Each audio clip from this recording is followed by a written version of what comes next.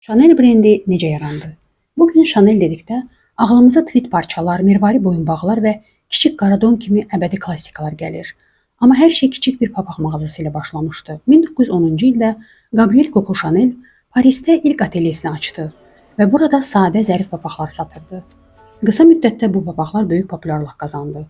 Daha sonra isə geyimlər, aksesuarlar və qadın modasına tamamilə yeni baxış ortaya çıxdı. Chanel'in əsas ideyası sadə idi. Qadınlar üçün geyim təkcə gözəl deyil, həm də rahat olmalıdır. Digər dizaynerlər mürəkkəb korsetlər və həcmli paltarlar hazırlayarkən, o sərbəst siluetlər, trikotaj geyimlər, pencəklər və qadınların rahat hərəkət edə biləcəyi geyimlər təklif edirdi. O dövr üçün bu əsl moda inqilabı idi. Məhz Chanel sayəsində bugün qadın qarderobunun ayrılmaz hissəsinə çevrilən bir çox ikonik parçalar meydana gəldi.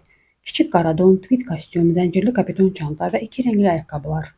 Brendin artıq 100 ildən çox yaşı olsa da, onun fəlsəfəsi demək olar ki, dəyişməyib. Əsl zəriflik mürəkkəb olunmalıdır.